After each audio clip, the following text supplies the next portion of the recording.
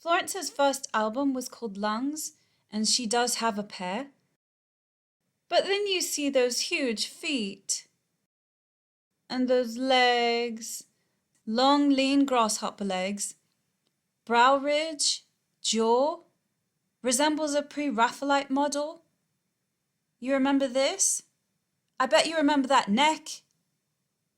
Do you see the difference? Bones. This looks like a man because it is.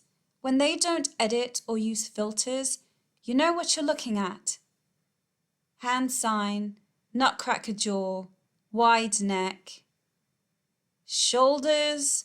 The movement comes from the knee, not the hip, because he has male bones. The pants are high to conceal the male torso. Florence does not have a female body. Testosterone comes primarily from the testes, and that loss of testosterone has innumerable effects. Obviously, you don't go into puberty properly, your voice doesn't break, you don't start growing a beard, genital development doesn't occur. They tend to grow tall because fusion of the growing ends of the bones doesn't occur, so they would have had very long arms and very long legs. And the chest goes on growing as well. They look pale because testosterone stimulates the bone marrow to produce more blood. Everything he said defines Florence. Extremely pale, large chest, very long arms, and very long legs. He has all the physical signs of a castrato. I think that may be a real woman. Can you see how huge Florence is in comparison? Oh, the legs. Lack of female hips. I can sing, but his voice has such a force and range. Screaming, shouting, belting, but then it goes angelic and soft. Male cute angle. I don't listen to his music anymore because the lyrics make me feel possessed. I'm sure some people would think it's a lanky woman, but look for the unedited photos. This is at Glastonbury when he removed his top and began prancing about on stage. Straight torso. You could see the flat back in that clip. Large shoulders, male hips. His recent album is called Dance Fever, In Front to the Moon. I think it could refer to the dancing plague of the 1500s. On my first channel I said, I think the people had a frequency beamed onto them that made them dance non-stop. Reminds me of Stevie Nicks. He admitted to being a witch. He does have an affinity for 1970s fashion. The Ceremonials album shows him with 3 heads. The triple goddess is well known among witches, and Hecate embodies the concept perfectly. Her altar personas are Selene, goddess of the moon, Artemis, the huntress, and Hecate, the destroyer and inhabitant of the underworld. Her triple aspect is reflected in the 3 ages of women, maiden, mother, and crone, as well as in the 3 moon phases, waxing, waning, and dark. The triple aspect, the Trinity, the 3 faces of Eve. Eve White, Eve Black, and Jane. Those were her trinity of personalities. It's the same for Sybil, and she has multiple personalities as well. Sybil is an earth goddess who loved Attis. Sybil means mountain mother. Many of her Greek cults included rites to a divine Phrygian castrate shepherd consort, Attis. Sybil's shepherd, in a speech, said, "Thanks to the great goddess in all her guises, may she bring us peace, joy, and righteous anger. Blessed be." A Christian, pagan, Buddhist goddess worshipper is what Sybil calls herself. She has expressed that the unnatural order of deaths in her family has been connected to their lack of worship. The Cumaean Sybil guided Inus through the underworld by means of the oracle of the dead near Cumae. The Cumaean Sybil instructs Aeneas in the rites of necromancy. He invokes the triple goddess Hecate, queen of witches. You can't tell me Florence Welch doesn't give you White Witch of the Forest vibes, always twirling and jumping around on stage, Florence delivers powerful, ethereal lyrics that are often connected to nature, dreaming, and death. Witchiest song, witchiest moment, when she started her own witch's coven at school to hex classmates. Florence Welch has admitted to starting a witch coven when she was young and revealed she uses her music as chants and spells. Florence Welch's music is inspired by witches, and each song is a magic spell to her. The Florence and the Machine singer has admitted to founding a witch coven when she was in middle school and claims her fascination with witchcraft still influences her musical style. She explained, "I think there's a kind of idea where each song is like a magic spell in order to exercise something from yourself. There's a big theme of desire and transcendence and using the songs almost like chants where it was to make something happen or break something. You wanted to get something out of you, or you wanted to get something into you." So I've always been attracted to that kind of imagery. The first bands I went to see live and the first things I was interested in had this kind of shamanic energy, and this idea it wasn't just a drink, it was a kind of exorcism. And so I think being surrounded by those things kind of draws you into these kind of themes. She sees her performances as small exorcisms and misses them when she's not touring. Every performance is kind of like a small exorcism, or I definitely use them as such. So I think that's why I had such a strange time when I took a break off, because that connection was very important to me as a way to understand myself. Florence also confesses to trying to put spells on boys she fancied at school with the help of her coven. She recalled, "Me and my two friends made these spell books where we tried to do spells on our classmates. One time, I tried to make one of my classmates fall in love with me, so me and my coven put his name in a bottle, and the rule was that there had to be a drop of blood, and, well, I don't know if it ever worked." Attis may have been a name or title of Sibyl's priests or priest-kings in ancient Phrygia. The Gali's voluntary emasculation in service of the goddess was thought to give them powers of prophecy. Florence Welch is definitely a witch. I've loved Florence since her debut. Her music invigorates magic and spirit, so I always knew she had some witchiness. But I just rewatched the Dog Days Are Over music video, and her hand gestures? Like, she totally can feel the magic around her as she sings, which is really pretty cool. She's probably one of the only real witches left in the world. Florence starting a coven makes sense though. She clearly has a strong connection to magic. Nothing is more magical than that square jaw and long neck. Cohen hand signs, alleged Jewish serpent priest. In this photo, I count 4 heads. Brahma is the creator god in Hindu mythology. He has 4 heads. Lilith was originally a Sumerian air or storm demon associated with infanticide. As the first wife of Adam, Lilith was said to be very beautiful with long red hair. The description of red hair identified Lilith as being evil, as having red hair is believed to be a sign of evil among many Middle Eastern cultures. Such belief has also been passed on to European superstitions, where having red hair was viewed as a sign a person was a witch, vampire, or werewolf. He dyes his hair red because that's not the original color. Lilith and mirrors, or mirrors or portals that lead to the cave of Lilith. Lilith and her offspring can travel anywhere in the world via mirrors. Through mirrors, Lilith and her offspring can tempt, deceive, and possess mortals. He's in front of a mirror. Hecate is a portal goddess. In Hinduism, it's called Tridevi. Interesting artwork with the alchemy colors, including citrinotas. Castrate priest of Sibyl, channeling the dark aspect, Hecate. I'm becoming suspicious of the people that make this artwork. Moon of the head. Deer connects to Diana, the moon goddess. Brahma is married to Sarasvati. In this form, she's called Gayatri Ma, the universal mother. Crescent moon on the helmet. 5 heads. Baphomet hand sign. It looks like he's doing a ritual in the water. So, why water? It's a universal conduit.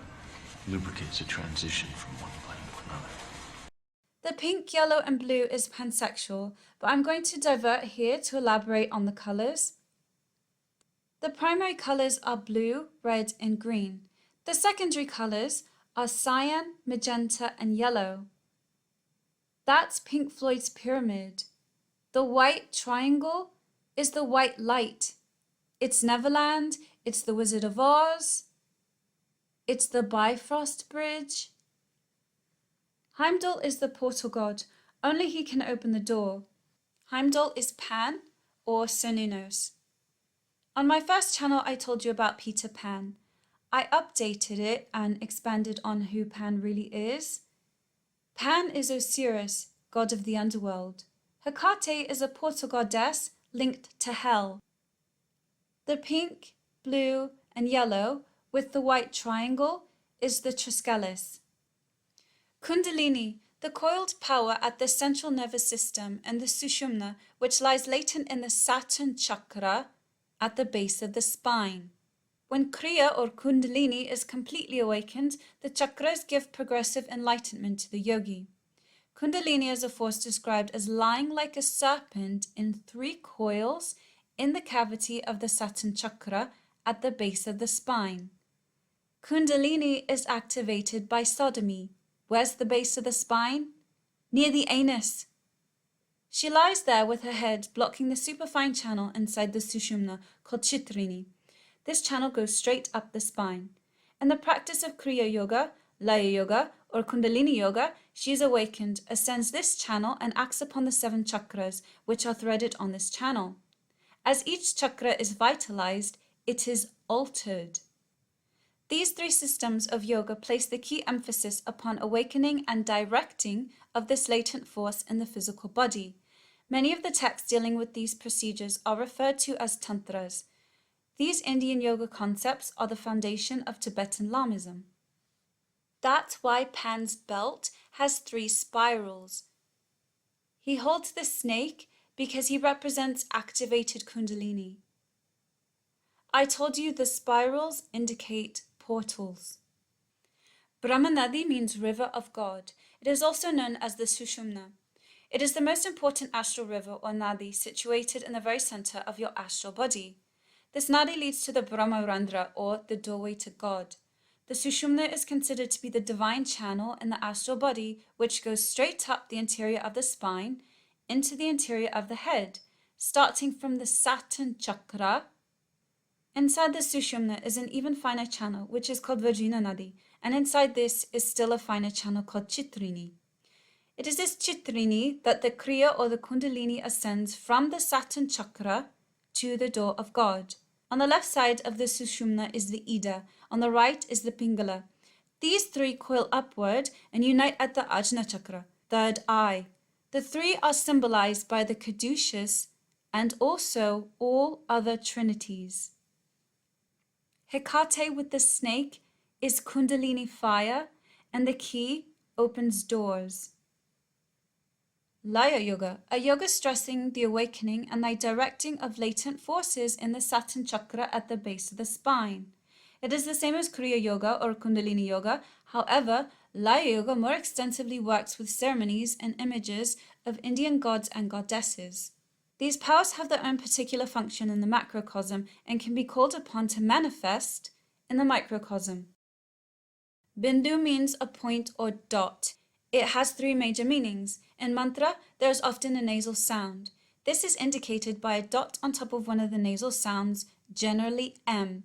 The second meaning is the source point of creation. The third meaning of the word is semen. Chakras, mass energy converters, which are also known as wheels. Although there are 72,000 chakras, 7 are considered to be the most significant.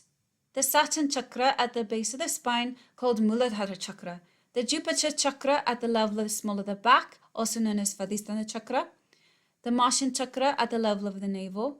The Venus chakra at the level of the heart. The Mercury chakra at the level of the throat. The Sun chakra or single eye at the root of the nose between the eyebrows is called Ajna chakra. The Sun chakra is at the front of the head and the Moon chakra is at the back. The chakra relate to geometric structures. Out of the 7, they utilize 3. Icosahedron is sacral chakra, kind of looks like an eclipse. It's ruled by water. Octahedron is the heart chakra, ruled by air. Merkaba is the third eye, ruled by light. Dahara refers to the most subtle space within the Venus or heart chakra, which encompasses the linking point of the mind, body, and transcendental self. Kundalini energy is the goddess power related to the number 8. The air element and prana. In sacred geometry, the octahedron, 2 4-sided pyramids on top of each other with 8 sides in total, represents the air element. Air is the carrier of prana, the vital life force energy. There's an infinite amount of prana, and energy can never be destroyed. It can only change shape. Energy is infinite. The infinity symbol is an 8 on its side. The energies of the chakra tell you why they are being used. Chakra 2, water, the second chakra located in the abdomen, lower back, and sexual organs. It is related to the element water and to emotions and sexuality. Chakra 4, air. This chakra is called the heart chakra and is the middle chakra in a system of 7. It is related to love and is the integrator of opposites in the psyche, mind and body, male and female, etc. Chakra 6, light. The chakra is known as the brow chakra or third eye center. It is related to the act of seeing, both physically and intuitively. As such, it opens our psychic faculties and our understanding of archetypal levels. Remember, the sacred trinity of alchemy is salt, mercury, sulfur. Azoth is extracted from the first 3, so we really need to talk about 3 and 1.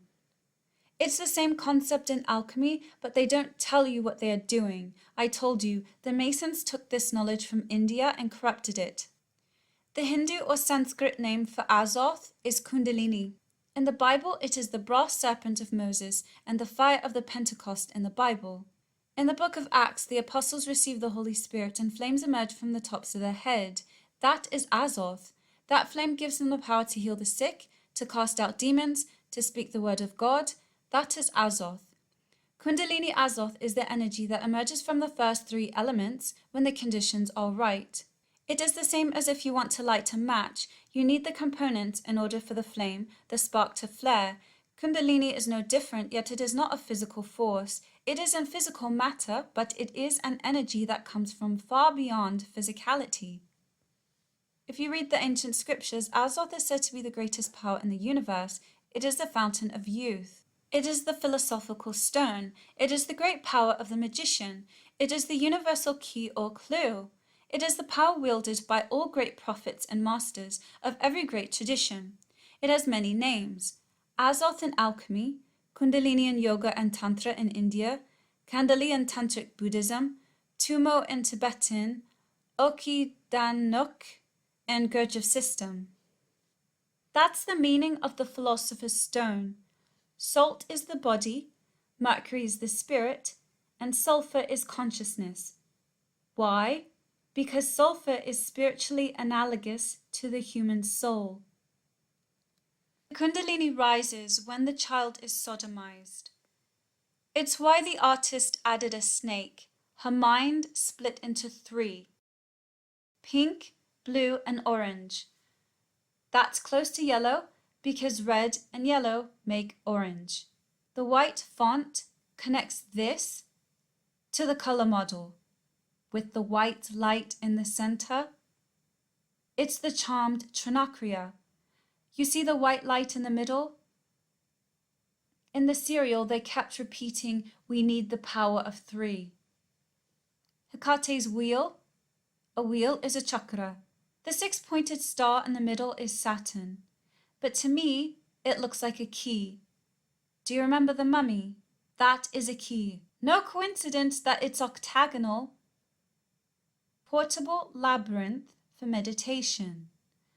Wow, looks very similar to Hecate's wheel. Do you remember the story of the Minotaur in the labyrinth? Horned bull hybrid that was given human sacrifices? It's Pan's labyrinth.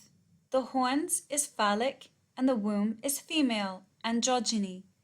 Labyrinths and mazes were favored places of initiation among many ancient cults. The Kundalini is activated from the sacrum. It fuses the male and female energies and bursts out the top of the head. and the person becomes an alchemical hermaphrodite. That's the sacred marriage. Pingala, sun, masculine, Ida, moon, feminine. Identified with Baphomet. His kundalini is open. There's light above the head, but it's false light. The void where they are trapped. They say when you die, don't go to the light. Metallica has an interesting song called Enter Sandman. Sleep with one eye open, gripping your pillow tight.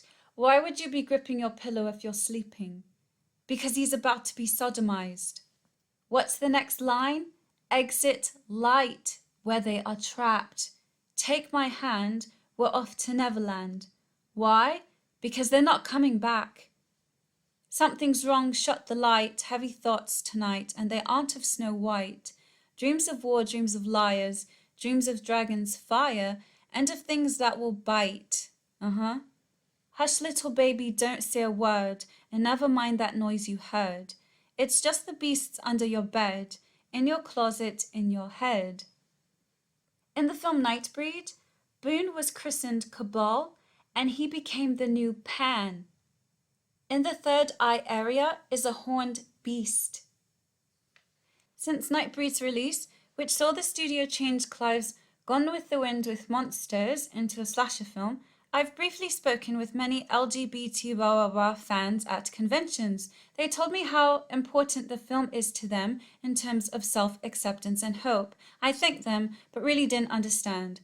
I understand. I did a brief video about the Nightbreed. The gate to the cemetery is the seal of Azazel. Azazel, also known as Zazel, Shemyaza, Shamash, Utu, the Shining One, Baba, zodiac sign Capricorn, planet Saturn, the lunar south node. While in the hospital after being hit by a truck, he hears of a place called Midian, a place where the monsters go where all sins are forgiven. It's home to the Nightbreed, outlandish, fantastical and beautiful monsters who call themselves the tribes of the moon. That's why the Nightbreed worship Baphomet. Azazel is the spirit of Saturn. Saturn rules the goat. Baphomet is a goat god called Pan. The Pan ring, pink, yellow, and blue. The ring is white. The colors are here. The rings are worn on the middle finger of the right hand. The middle finger is governed by Saturn. Middle finger, symbol for the awakened spine. And when that happens through sodomy, the soul of the child is bound and trapped in Midian. Hecate is the Trinity, but significantly, she is a moon goddess. It's the 369 portal loop.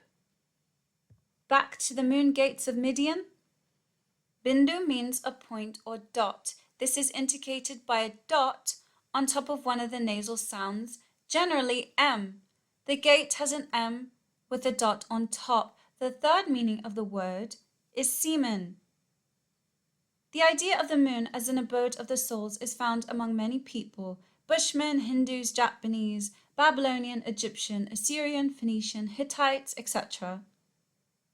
Gamaliel, the astral sphere of dreams. Here the initiate explores the mysteries of witchcraft and sexual alchemy. The goddess of the moon reigns there. She introduces the follower to the secrets of moon magic.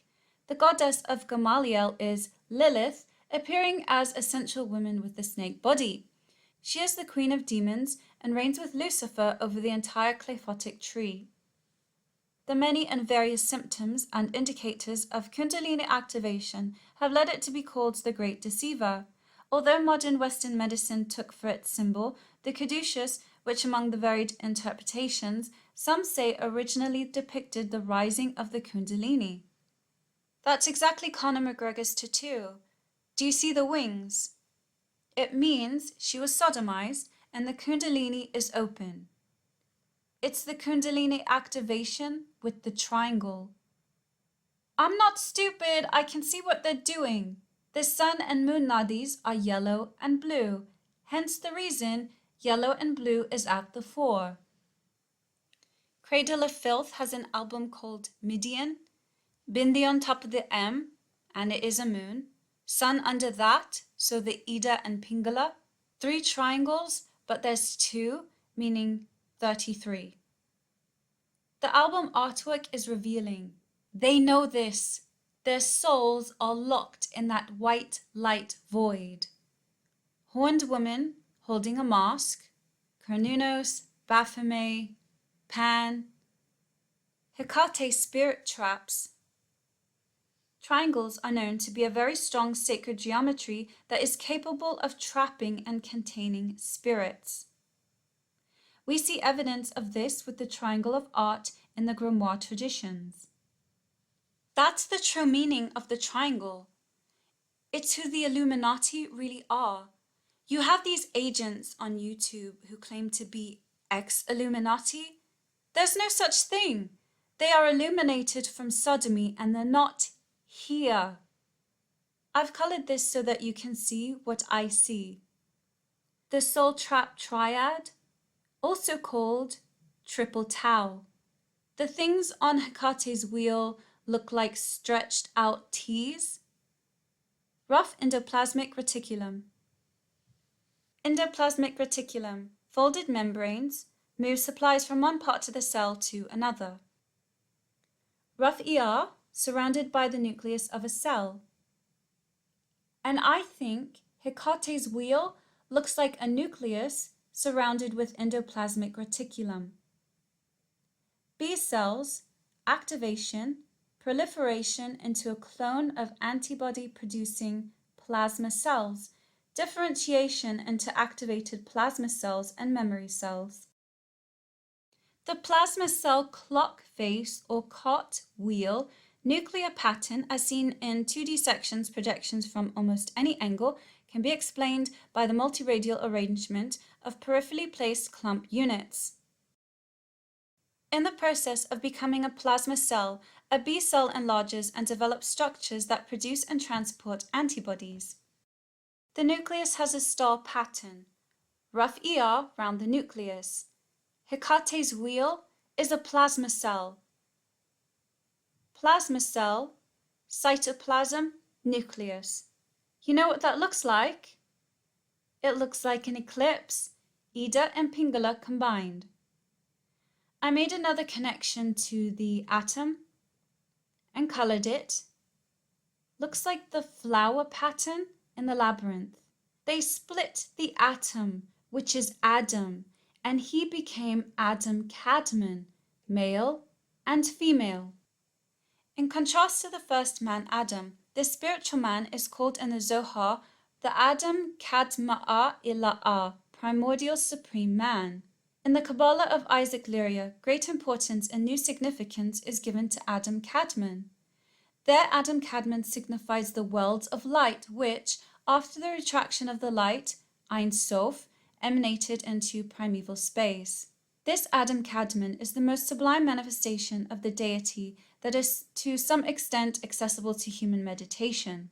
The portrayal of this Adam Kadmon and his mysteries, and in particular the description of the lights which flow from his ears, mouth, nose, and eyes, plays an important role in the Hayim.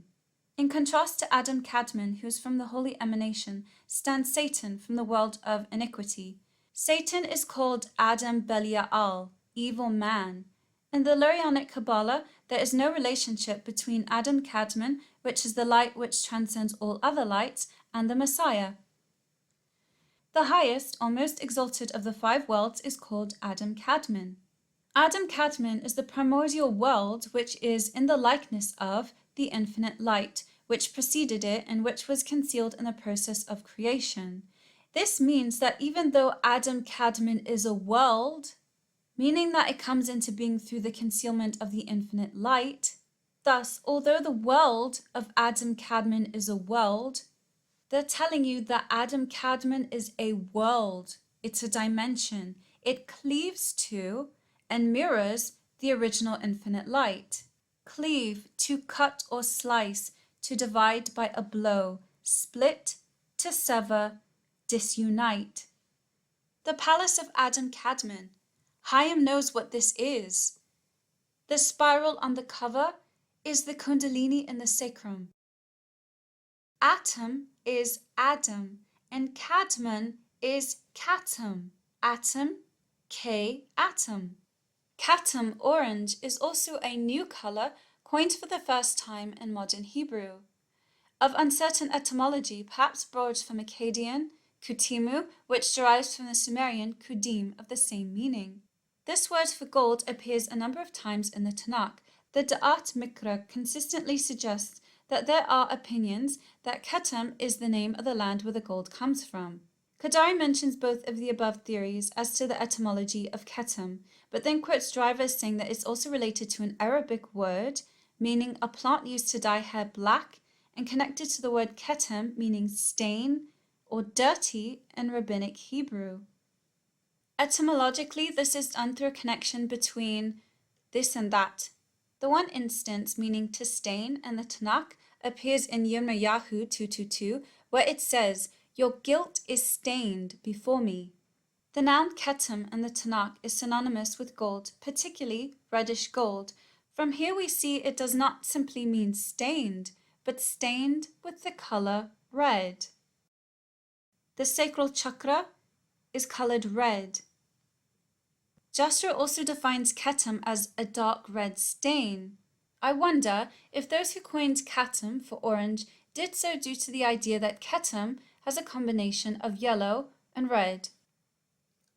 Yellow and red is orange. These colors relate to the time loop. As in Back to the Future, the large spirals on her top. Of course, this film is a trilogy. He continues to experience this infinity trap. Similar situations happen, the environment changes, but it's the same people. In the first film, he goes to 1955. He wakes up to see his teenage mother. In the second film, he wakes up to his mother, who is now Biff's Barbie wife. In the third film, he wakes up to his great-grandmother, who looks like his mum. In 1955, Biff hits a manure truck. In the 1800s, his ancestor falls into a manure cart. In all of the films, he's triggered if anyone calls him chicken. Chicken lover is pedophile code for adult male who loves underage boys. Thus, chicken means little boy or girl. That's why it reminds him of being abused as a child and it makes him angry. In all three films, the clock is an important feature. What's the time? 8:08. 88 miles per hour is the number to time travel. Kundalini energy is the goddess power related to the number 8. These colors don't go together. The Saturn chakra at the base of the spine. Chakra 1, located at the base of the spine. It's red, so her trousers are red. The shirt is pink, yellow, and blue. Her hat is white. No coincidence that the symbol on her shirt is the atom with electrons, and also for gamma radiation. I said I think the Freemason G is for gamma.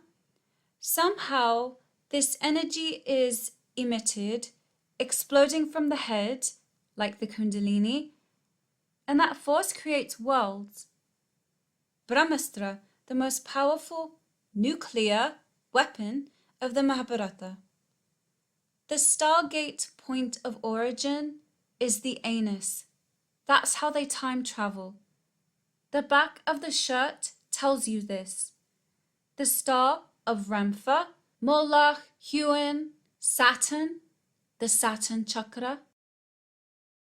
The Seal of Solomon, or Ring of Solomon, is the legendary signet ring attributed to the Israelite King Solomon in medieval mystical traditions, from which it developed in parallel with Jewish mysticism, Islamic mysticism, and Western occultism. It is often depicted in the shape of either a pentagram or a hexagram. In religious lore, the ring is variously described as having given Solomon the power to command the supernatural, including shadim, filthy spirits, and jinn, and also the ability to speak with animals. Due to the proverbial wisdom of Solomon, it came to be seen as an amulet or talisman, or a symbol or character in medieval magic and Renaissance magic, occultism, and alchemy. And of course, she hides the time machine in a cave. The triad soul trap, the infinity time loop, goes to the head, locking the mind in the white light realm. The soul is now in Midian. When searching pictures of Hecate, I found this. The person obviously knows what's happening. We can't see the sacral chakra, but we can assume. The heart chakra is hollow because it was stolen. The Ajna chakra is the same. The yellow things coming out of it is the infinity time loop. The heads are pink, blue, and yellow, and her soul is floating about in the void. Pink, yellow, and blue wires used in CERN. Does that mean children's souls are driving this machine? Most of the time, rituals, you would be chained to a table or the wall and be raped and sodomized, beaten. Your mind wants nothing more to escape. So on top of creating the altars, you learn to leave your body astrally, astral travel. So your soul leaves the body, which is what their purpose is. They want you to leave your body because when your soul leaves your body, then they put demonic spirits inside of your body so that they can attach to the altars and control you to the best of their ability. Each of the altars they create has worship or partnership with high levels of demonic spirits or even Nephilim or fallen angels. So my whole childhood was based on hopelessness, worship of death, and every manner of evil that there was.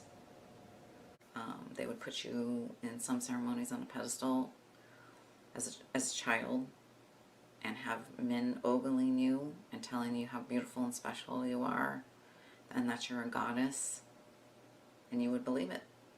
You would want to be a goddess, because being a goddess means that the horrible rape and sodomy that they're doing to you is something that's good.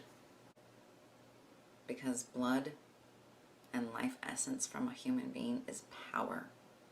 They steal blood and life essence, especially from children, and consume it or store it away for power.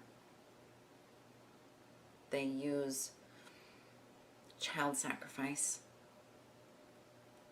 and infant sacrifice to steal the life essence of those beings.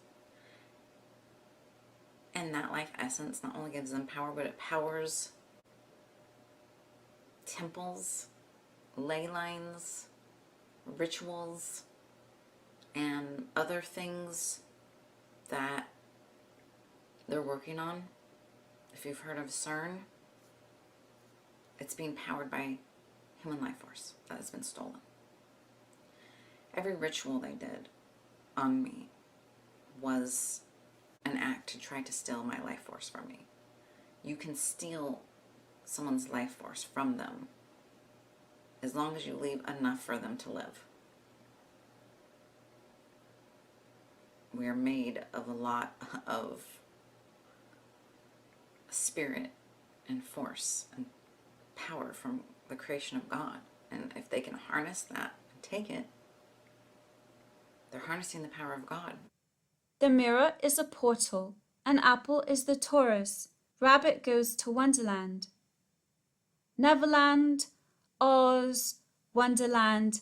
That's Adam Cadman. It's the white light vacuum where the souls of sodomized children go. Drinking blood in the cemetery. The Sphinx behind him are door guardians. Under that it says 1922. 22 is a portal number. The Sphinx were in The Never-Ending Story because it's a temporal loop. It's not just about being transgender. It goes much deeper than that. You have to understand why they are doing it and why they are pushing it. You think these Masons don't know what's going on? Of course they do.